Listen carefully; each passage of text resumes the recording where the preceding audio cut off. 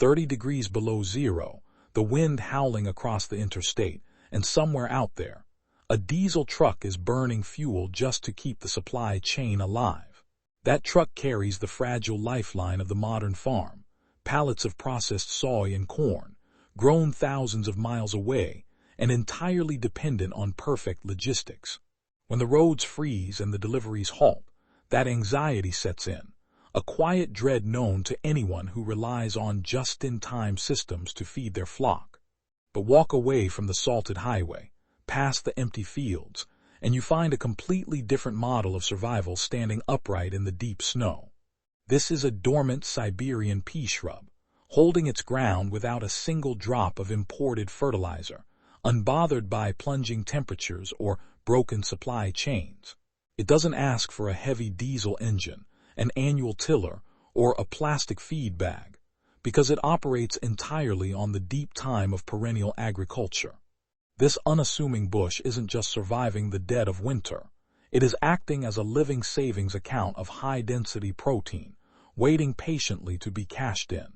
When the season turns and the ground freezes solid, the natural buffet of ground insects, tender grasses, and wild forage completely shuts down without warning. We call this the winter protein desert, a harsh period when the biological engine of your land grinds to a halt, forcing you to step in as the sole provider. For the small-scale homesteader, this means opening bag after high-priced bag of industrial feed, watching your tight profit margins vanish into the cold winter air. Commercial feed costs easily consume 70 to 80% of total flock maintenance, a crushing financial weight that makes local, pasture-raised agriculture feel economically impossible. We are told this is simply the cost of doing business, that hauling heavy bags through knee-deep snow is just what it takes to get through the dark months. But a 3-day delay in shipping during a sub-zero freeze isn't just a minor logistical inconvenience. It is a catastrophic failure of a highly brittle system. The true enemy of the winter homesteader isn't the snow, the wind, or the plunging temperatures. Those are merely the environmental realities of the season. The real enemy is dependency, the absolute reliance on an annual feed chain that dictates your costs, demands your daily physical labor, and holds your farm hostage.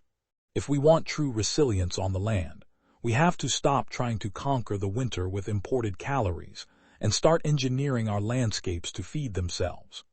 To break this cycle of dependency, we have to look beneath the frozen soil, down to the deep root systems where a silent, biological alchemy takes place.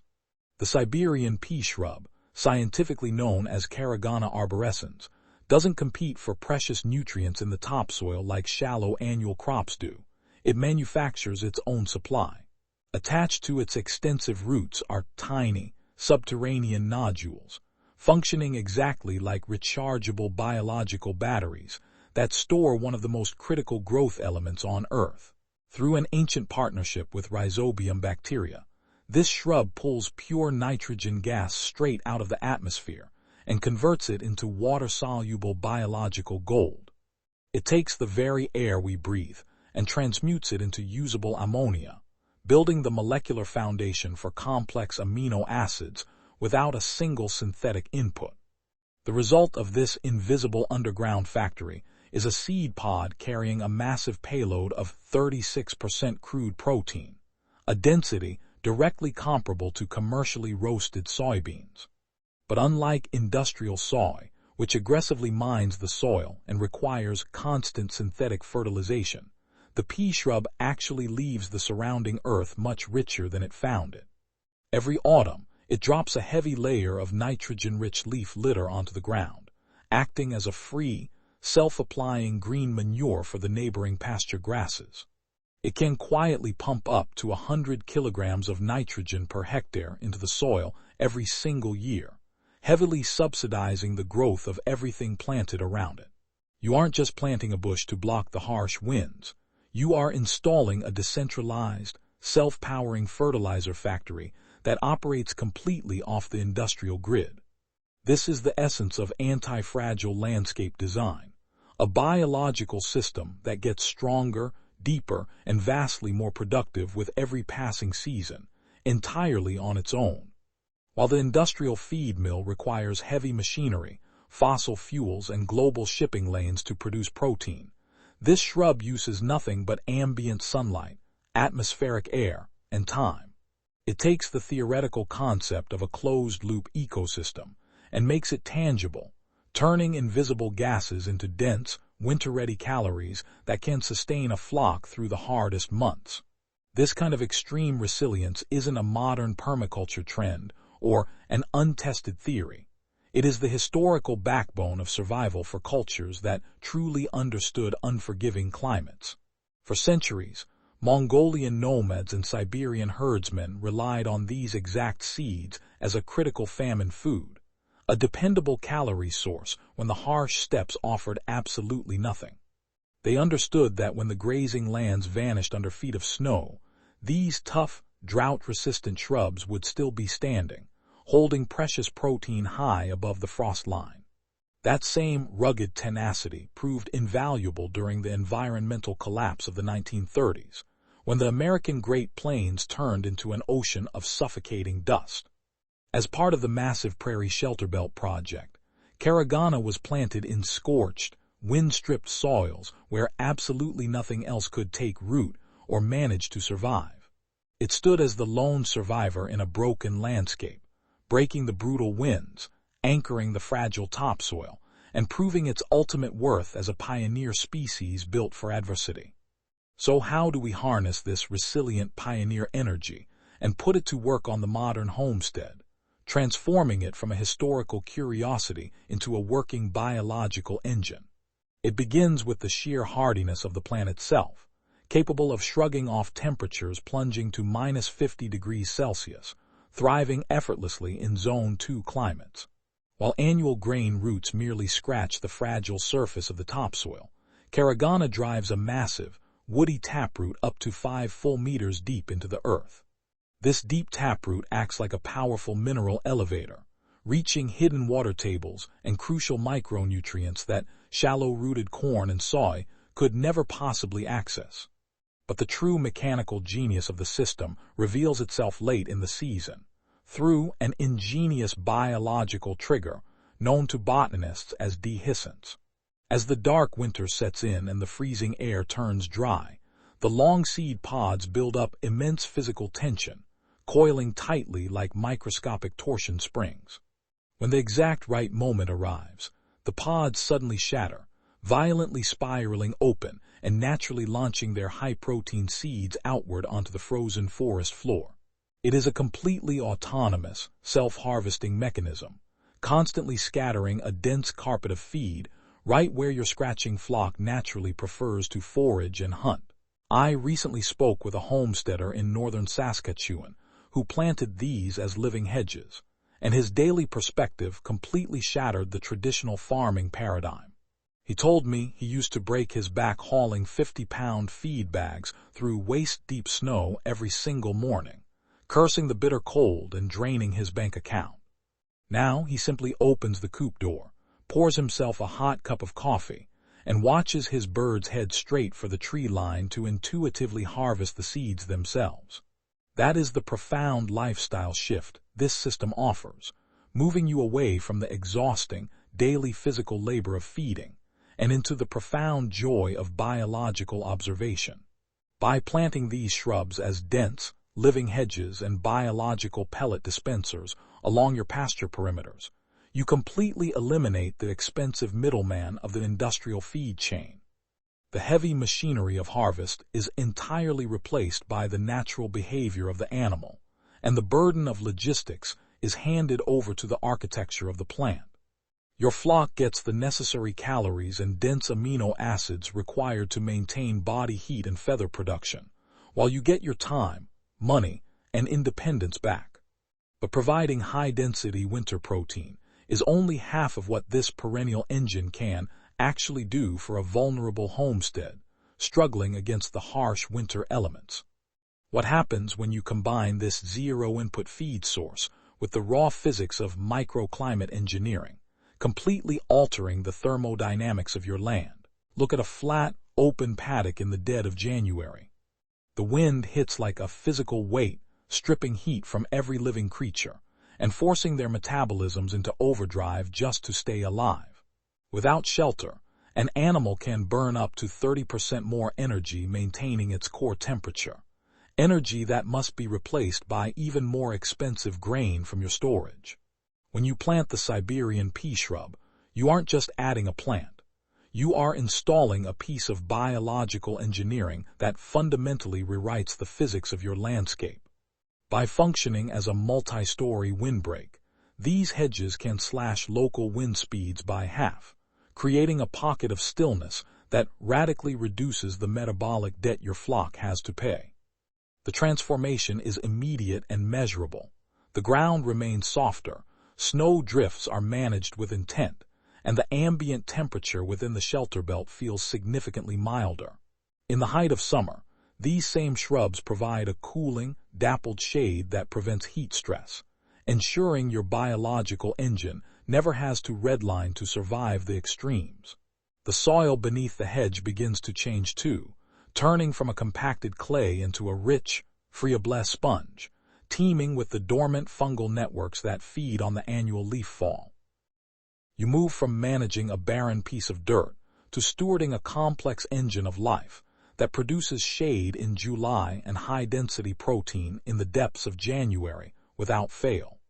It reveals that the greatest change is rarely found in the physical structures of the farm, but in the internal landscape of the person who finally trusts the wisdom of the natural world. But data and architectural principles only tell half the story. The true weight of this transition is best understood through the lived experience of those on the front lines of the climate. In the harsh, unforgiving landscapes of northern Saskatchewan, where winter isn't just a season but a dominant reality, a farmer named Thomas faced a choice common to many today. He was spending thousands of dollars every winter on supplemental grain, watching his hard-earned savings evaporate into the exhaust pipes of trucks that occasionally failed to arrive. The stress wasn't just financial. It was the daily, grueling physical toll of hauling heavy plastic bags through knee-deep drifts when the thermometer bottomed out at 40 below. He decided to stop fighting the wind and started planting the Caragana system, integrating living hedges directly into his birds' winter range as a primary, self-harvesting forage source. Within 4 years, the result was a staggering 75% reduction in his supplemental feed costs, dropping his monthly overhead from $20 per bird down to only $5. More importantly, he noticed a profound change in the vitality of his flock.